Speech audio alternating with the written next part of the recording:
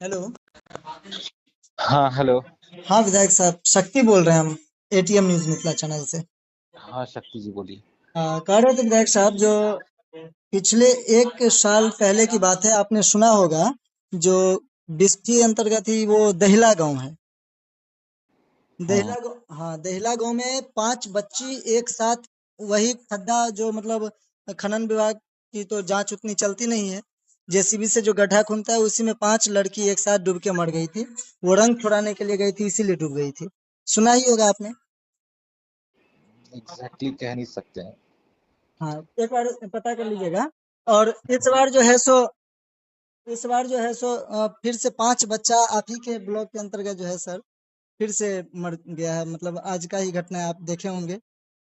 तो मेरा हाँ, हाँ, आपसे मेरा आपसे आग्रह यही है, जो इस तरीके का घटना बढ़ते जा रहा है, और खास करके बेनीपट्टी के जो खनन विभाग के पदाधिकारी हैं, वो मेरे ख्याल से भ्रष्ट हैं। मैं इस पे रिपोर्ट किया हूँ, मैं डीएम साहब को भी ऐसे भेजा हूँ, देखिए इसका क्या रिएक्शन होता है। लेकिन आप लोग पहल करेंगे तो बहुत अच्छा होगा। इस तरीके की जांच होनी चाहिए। ये गड्ढा बार बार खुनाया जाता है, 20 फीट 25 फीट 30 फीट 40 फीट का गड्ढा होता है। उसके बाद जो है सो मान लीजिए इस तरीके का घटना घटता है, बच्चे डूब जाते हैं, फिर समाज में तो गलत है ना। बिल्कुल होना चाहिए जांच एकदम। तो इसलिए मैं आपसे बात किया, और मैं सोचा जो आपके क्षेत्र का है, तो आप अगर इस पे मजबूती से पहल करते हैं तो कहीं ना कहीं जनहित में होगा ही। और लोग भी समझेंगे, जो नहीं भाई आसिफ हमारे युवा विधायक बने हैं तो उनका ये पहल सराहनीय रहा। हम लोग तो इतना आग्रह कर सकते हैं, रिपोर्ट तो हम लोग रिपोर्ट ही करेंगे, बाद बाकी तो जो प्रशासनिक कार्यवाही है वही होना है। तो इस पे थोड़ा पहल किया जाए, मैं आपसे आग्रह करता हूँ। बिल्कुल बिल्कुल। जी। शक्ति जी, बिल्कुल हम पूरी कोशिश करेंगे कि इस पर जो है एक्शन लिया जाए। जी।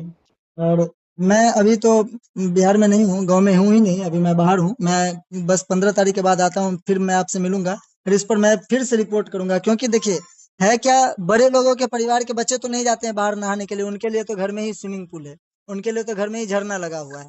कहीं ना कहीं गरीब परिवार के बच्चे ही जाते हैं, जाति धर्म से उठ के मैं बात करूँ तो। जी।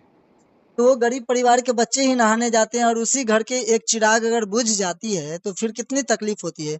क्योंकि हम लोग सोचते हैं, जो गांव समाज में बहुत सारे बच्चे हैं, लेकिन वो किसी न किसी परिवार के सिंगल एकमात्र बच्चे होते हैं, किन्हीं के घर का एकमात्र बेटा होता है। और उन घर का अगर मान लीजिए चिराग बुझ जाता है, तो उस परिवार के लिए कितना ही ये होगा। और ये किसके कारण हो रहा है, तो कहीं ना कहीं भ्रष्ट प्रशासनिक पदाधिकारी कहें, या कुछ भ्रष्ट नेताओं के बारे में भी कह सकते हैं। क्योंकि पिछली बार एमएलसी साहब ने ट्रैक्टर पे लाश भेज दिया था, उस पे कुछ कार्रवाई नहीं हुआ, उस पे कुछ पहल ही नहीं हुआ। तो ये मान लीजिए दिखावे वाली बातें नहीं होनी चाहिए। जो मेरे पास पैसा है, 20-25 हजार दे करके कुछ उसका श्राद्ध करवा दिए, ये कर दिए वो कर दिए, उससे तो नहीं ना होता है।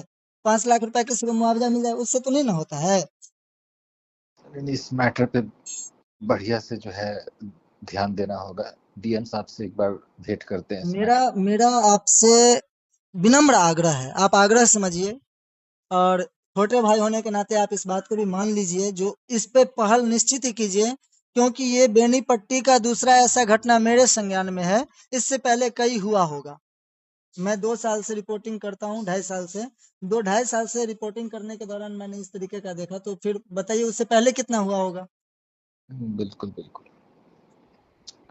क्योंकि देखिए, आप भी समाज के लिए काम कर रहे हैं, हम भी समाज के लिए काम कर रहे हैं। हम भी चाहते हैं जो समाज में नई नई चीजों की बात हो। मैं डेवलपमेंट का स्क्रिप्ट तैयार करता रहता हूँ। मैं कुछ ऐसा चीज रिसर्च करता रहता हूँ, जिससे समाज में किस तरीके से लोगों को कुछ मजबूरियों मुसीबत में काम आ जाए, वो कैसे पहल हो, उस पे स्क्रिप्टिंग करता रहता हूँ, उस पे कुछ रिसर्च करता रहता हूँ। और उस बीच में इस तरीके का कई घटनाएं आ जाते हैं। कहीं पे दारू की घटना, कहीं पे मर्डर की घटना, कहीं पे ये गड्ढा वाला, ये सब। तो थोड़ा इसको करना। बिल्कुल संज्ञान में लेंगे और डीएम साहब से भी एक बार मुलाकात करके इसका जो है जो भी होता है पहल करेंगे इस चीज के लिए। चलिए बड़े भैया, आपका बहुत बहुत शुक्रिया, आपने मेरा बात सुना, और इस पे आपने अपना जो आश्वासन दिया है मैं एक्सेप्ट करता हूँ। मैं आपसे मिलूंगा, फिर आते ही मिलूंगा आपसे तुरंत। बिल्कुल ठीक ठीक। ठीक है भाई साहब। ठीक। जी।